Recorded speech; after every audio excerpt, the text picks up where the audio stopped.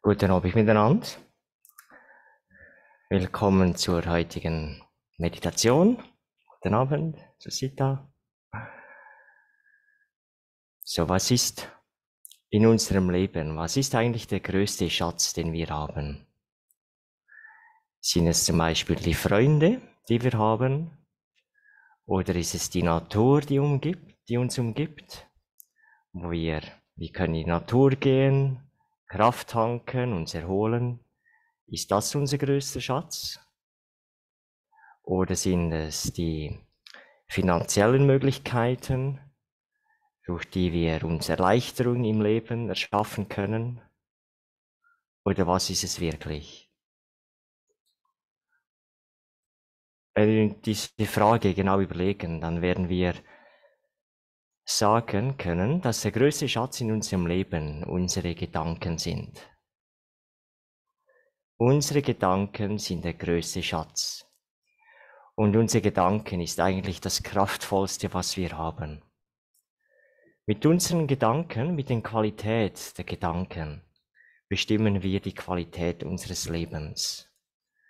Mit unseren Gedanken bestimmen wir die Qualität unserer Beziehungen. Mit unseren Gedanken erschaffen wir unsere innere Stimmung. Das kann alles tipptopp sein. Ich kann mich an einem schönen Ort aufhalten. Ich kann in Natur sein. Aber wenn ich weiterhin Gedanken habe, die negativ sind oder voller Anspannung, dann werde ich es nicht genießen können. Und genauso, ich kann in einer Umgebung sein, die vielleicht äußerlich überhaupt nicht ansprechend ist, nicht viel zu bieten hat, aber wenn ich angenehme Gedanken denke, dann geht es mir gut.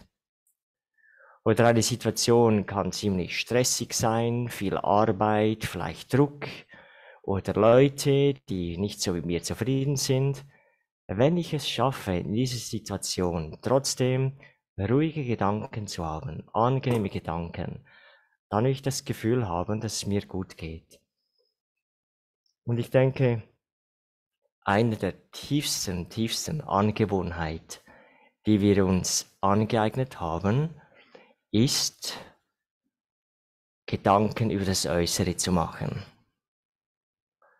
Wenn wir uns prüfen, dann sehen wir, dass wir konstant über Leute nachdenken oder über Dinge, die geschehen sind. Zum Teil auch über die Zukunft oder über Situationen, die mich umgeben, aber häufig Gedanken über andere Leute, Gedanken über die Vergangenheit.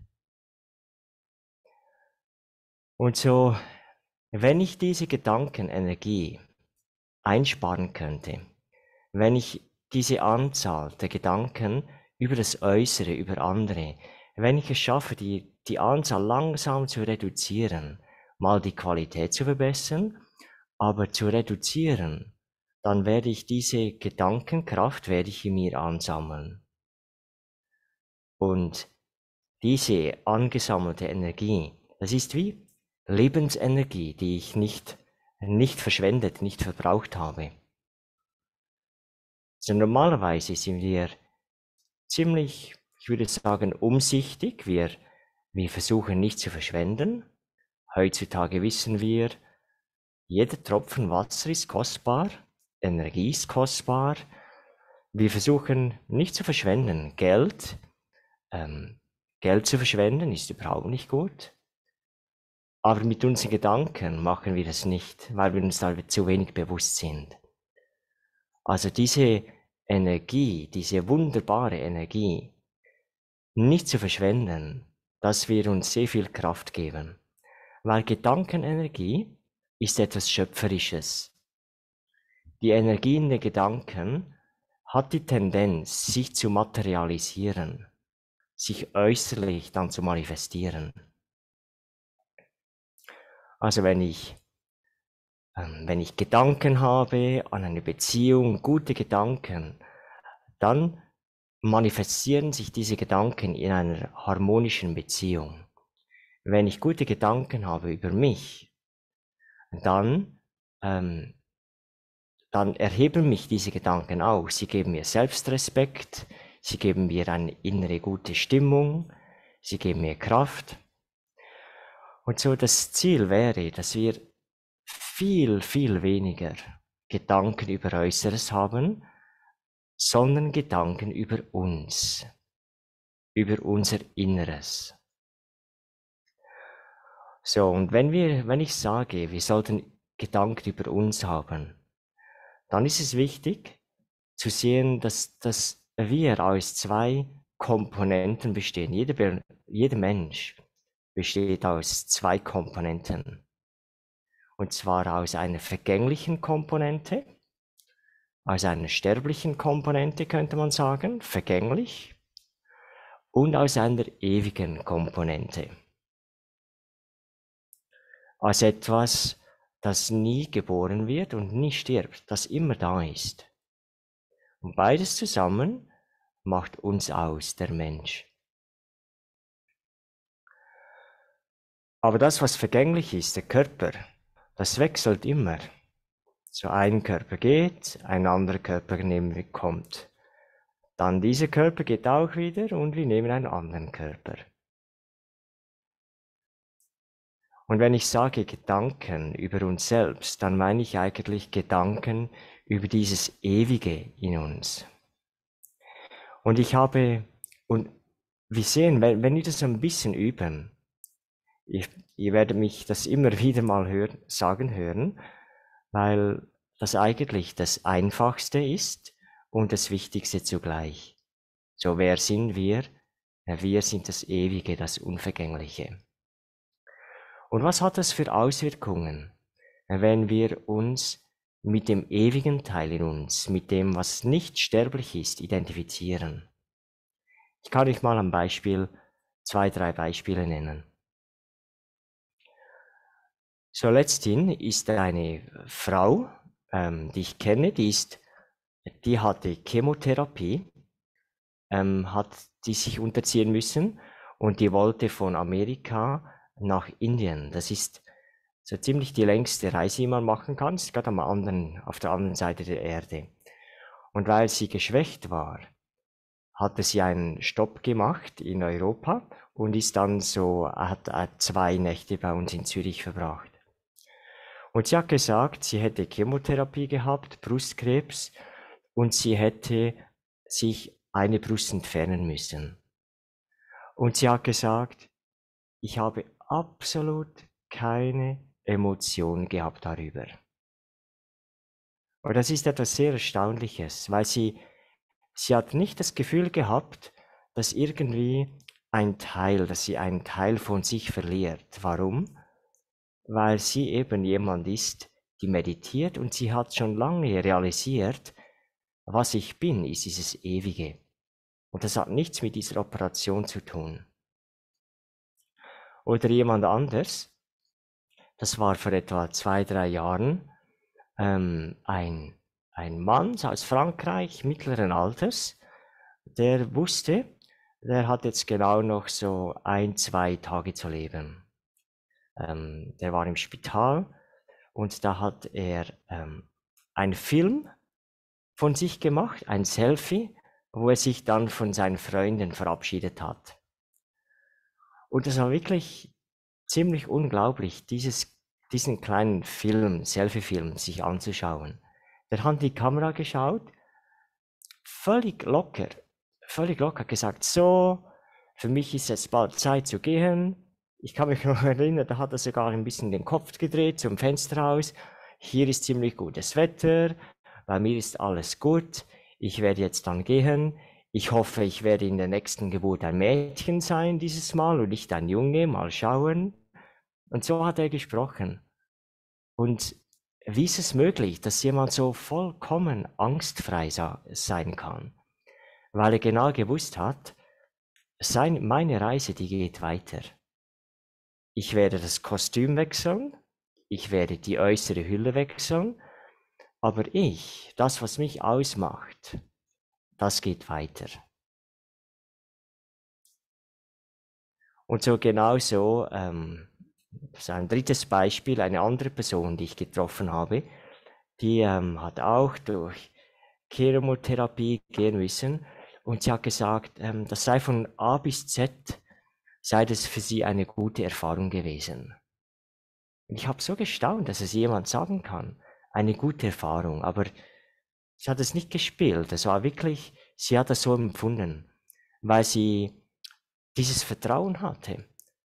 Mir kann eigentlich nichts passieren. Bei mir, es geht immer weiter. So, was ich mit diesen Beispielen sagen will, ist, wenn wir uns identifizieren mit diesem ewigen Teil, wir können sagen mit der Seele, mit dem Spirit, so mit dem Geist, das was ist, das Licht innen. Wenn wir uns mit dem identifizieren, dann tauchen diese Kräfte, die in der Seele sind, automatisch auf. Das heißt, diese Furchtlosigkeit, diese Stabilität, angstfrei. Aber auch alles, was wir suchen, wonach wir manchmal im Äußeren nachrennen, diese Zufriedenheit oder Stabilität, gute Laune, alles das, das ist eigentlich hier drin, alles vorhanden. Man könnte mal sagen, ja, aber wenn das ja da ist, warum erfahre ich das dann nicht? Jetzt diese Frage könnt ihr euch wahrscheinlich selber beantworten, wenn das wirklich stimmt, dass der innere Frieden, so diese innere Ruhe, nach der ich mich sehne, oder dieses Gefühl so der Liebe, so wenn man irgendwie merkt, ich habe was zu geben, so dieses Gefühl von Liebe, oder auch Gelassenheit, Stabilität oder Kraft, Mut, wenn es stimmt, dass es alles da ist, warum erfahren wir das dann nicht? Oder manchmal und manchmal ist es völlig weg. Und der Grund ist, weil eben unsere Identifikation nicht hier ist und unsere Aufmerksamkeit ist nicht hier. Unsere Aufmerksamkeit ist draußen, bei anderen Leuten, bei Situationen, bei der Vergangenheit. Und deshalb ist das ganz logisch, wenn meine Aufmerksamkeit draußen ist, weg von hier, und das, was ich suche, ist hier, dann bin ich nicht verbunden mit dem, was ich suche. Und Meditation ist nichts anderes als mit unseren Gedanken lassen wir das Äußere los und wir kommen zurück zu mir. Und das ist dieses Gefühl von Heimkommen. Und für mich fühlt sich das wirklich so an, manchmal, wenn ich das Gefühl habe, ich bin verzettelt oder unkonzentriert, unzufrieden, unsicher innen. Warum? Meine Aufmerksamkeit ist dann irgendwo da draußen. Und wenn ich mich hinsetze, vielleicht am besten habt ihr zu Hause einen Stuhl, immer derselbe Stuhl, derselbe Ort, eine schöne Ecke, eine Meditationsecke, das ist am besten.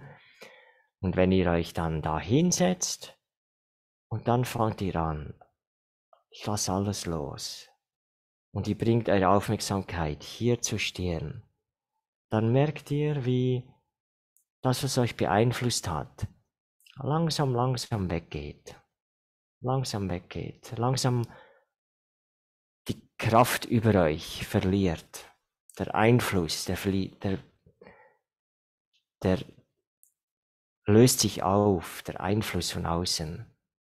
Und dann bin ich hier und dann wird es ruhig und dann kann ich mich verbinden mit der höheren Kraftquelle und kann mich von innen heraus aufladen und kann eigentlich die Qualitäten oder was ich meine, dass da nicht mehr so stark ist, das wird dann in der Meditation gestärkt.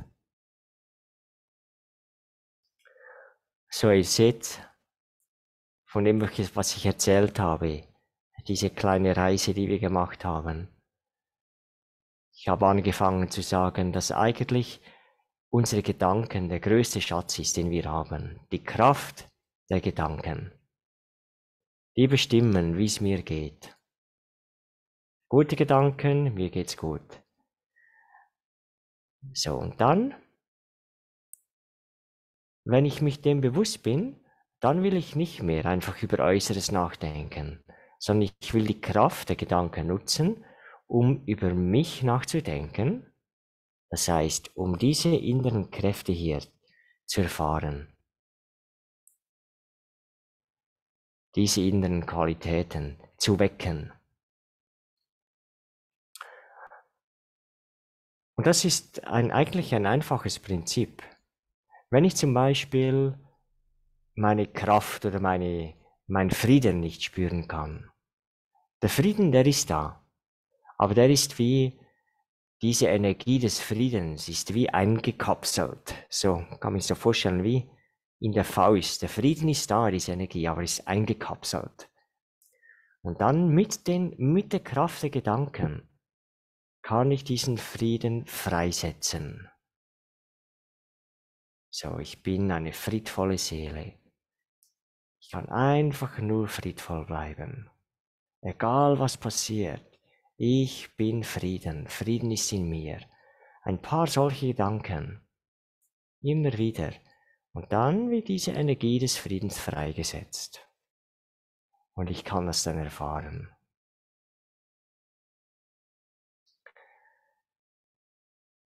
Ich zeige das noch schnell bildlich und dann gehen wir in die Meditation.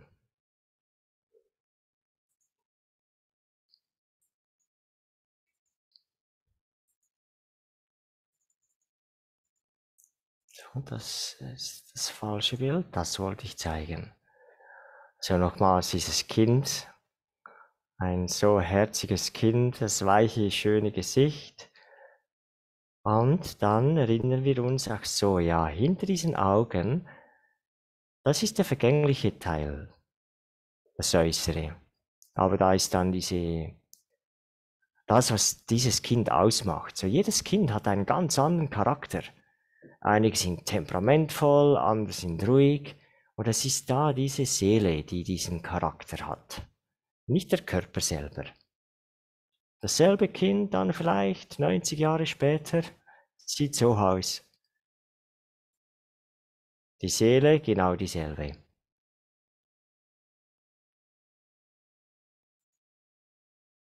Da eine junge Frau. Und da zur Erinnerung, ach so, ja, in der Seele sind diese Kräfte.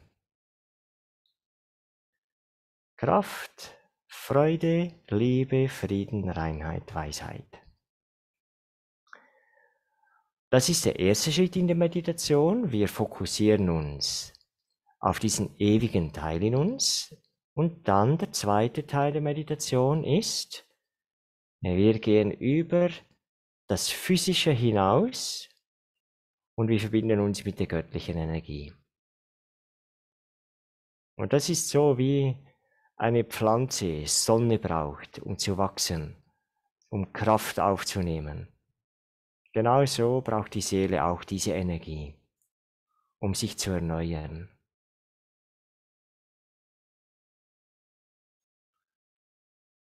Ich würde sagen, dann probieren wir das aus. Ihr könnt die Augen schließen oder leicht geöffnet halten.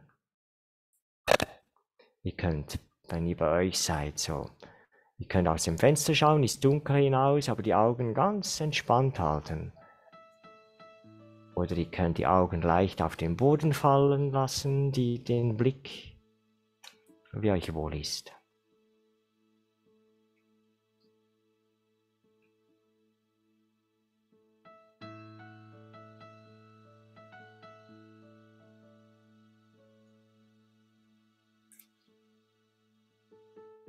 Ich nehme 2, 3 tiefe Atemzüge.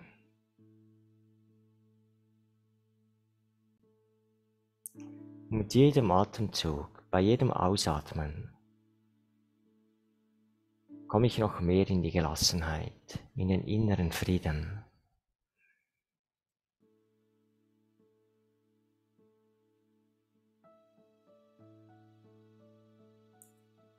Beim Ausatmen sinke ich tiefer in meinen inneren Frieden.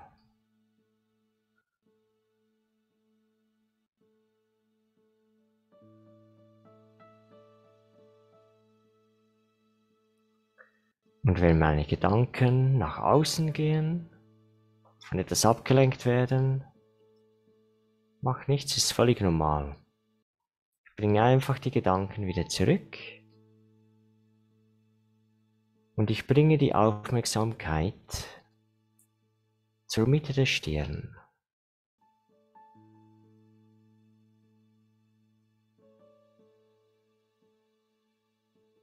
Und ich werde mir bewusst, dass ich aus zwei Komponenten bestehe. Ein vorübergehender Teil, die materielle Erscheinung, die körperliche Erscheinung,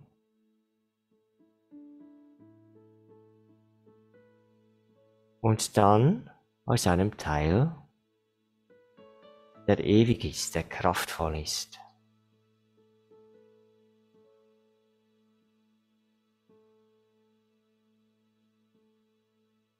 Wir können dem Licht sagen oder Seele,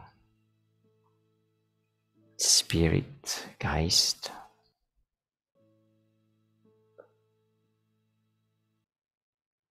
Und ich kann mir das vorstellen wie ein kleiner Lichtpunkt in der Mitte der Stirn.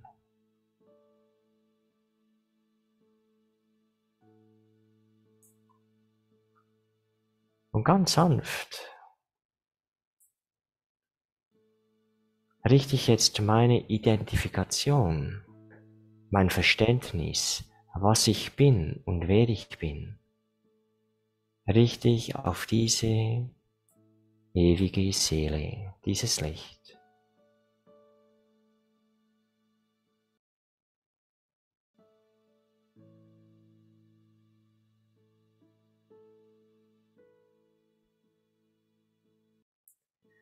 Und es ist die Seele, die all die Erinnerungen in sich trägt.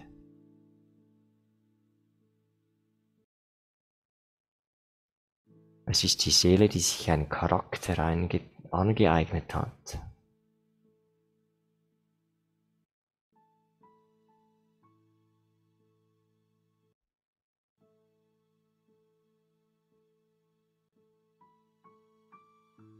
Und es ist die Seele, die sich so unendlich sicher fühlen kann, weil sie ewig ist. Unvergänglich.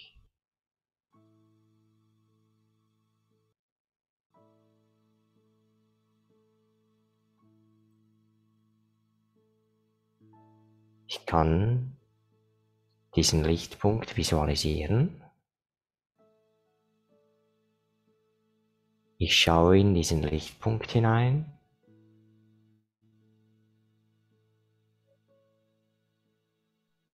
Ich identifiziere mich damit.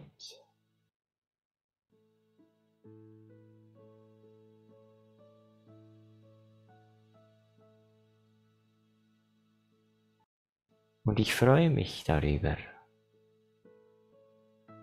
dass ich jetzt wieder entdecke, wer ich wirklich bin.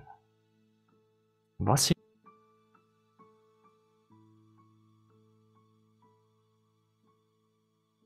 die äußere Erscheinung ist vorübergehend, temporär.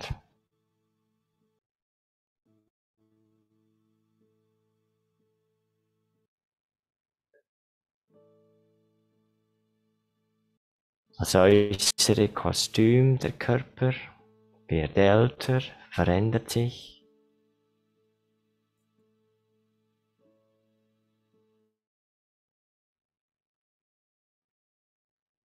Und selbst nicht mehr ist, ich existiere einfach weiter.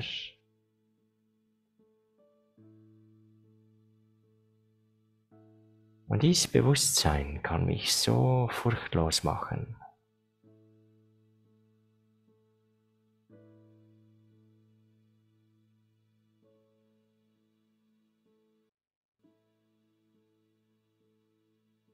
Ich Ich visualisiere weiter diesen Lichtpunkt. Dieses Licht, das immer da war und immer da sein wird.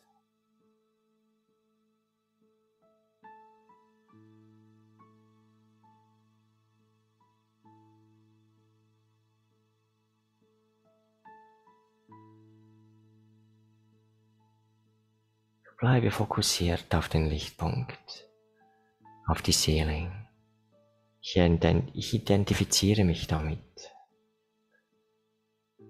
Und ich spüre diese Ruhe, diese tiefe Ruhe in der Seele.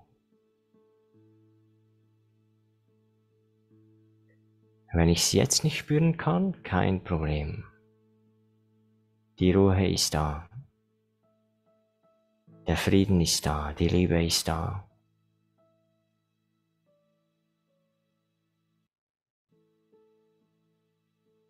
Manchmal braucht es ein bisschen Zeit.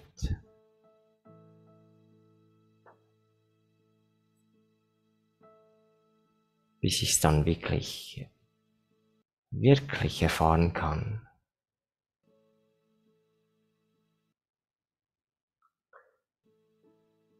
Und dann stelle ich mir vor, dass es überhalb von mir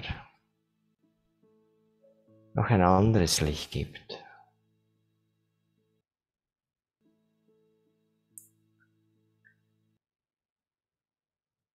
Auch ein kleiner Lichtpunkt wie ich.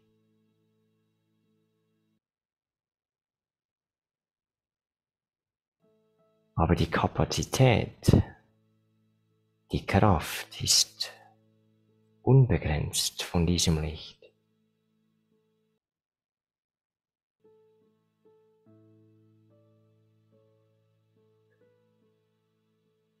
Ein Licht so groß wie ein Lichtpunkt, winzig.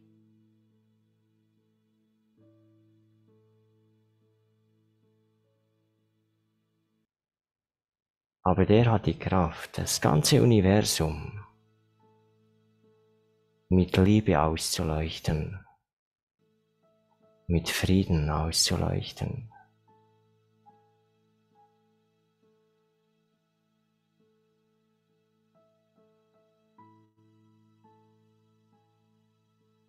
Und dieser Punkt, dieses Licht ist lebendig wie ich.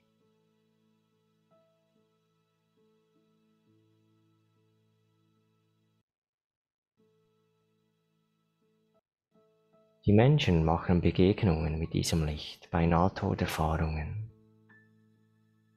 Sie sagen, ich habe noch nie so ein liebevolles Licht gesehen, gefühlt.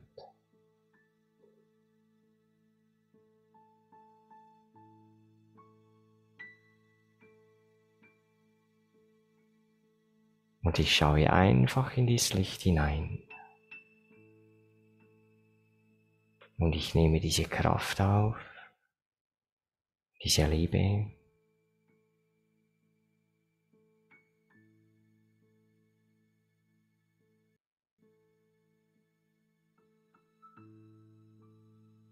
Wie die Sonnenblume, die sich nach der Sonne ausrichtet.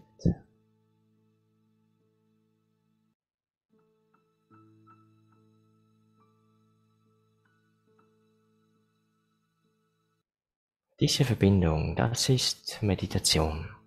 Das ist Raja Yoga.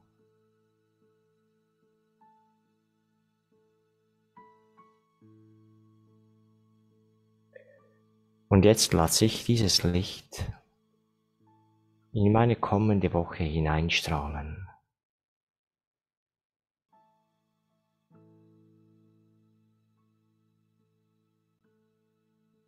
Ich stelle mir vor, wie jede Schwere in der Woche, die bevor mir steht, schon jetzt aufgelöst wird.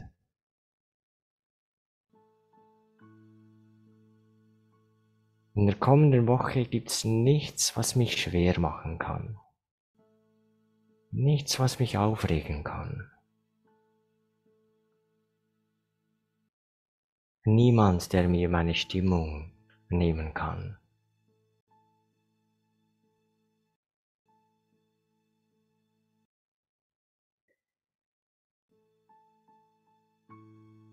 Ich lasse dieses höchste Licht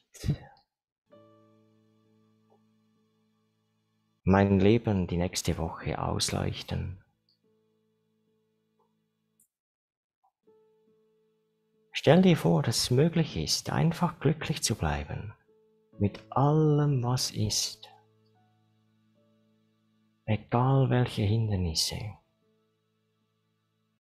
Ich bleibe glücklich. Ich bleibe zufrieden. Und nicht nur das, ich mache andere zufrieden.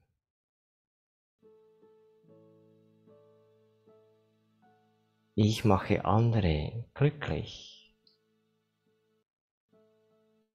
Selbst dann, wenn sie mir Hindernisse erschaffen. Ich mache sie glücklich.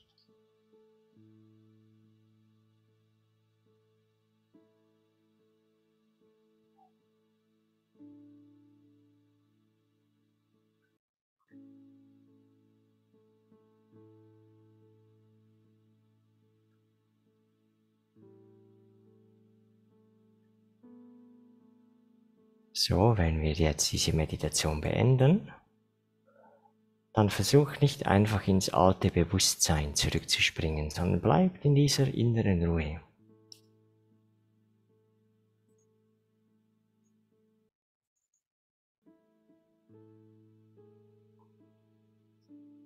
Bleib in dieser inneren Ruhe. Genießt einen schönen Abschluss der Woche. Und dann wünsche ich euch einen wunderbaren Start morgen und gute Nacht. Bis zum nächsten Mal. Om Shanti. Tschüss.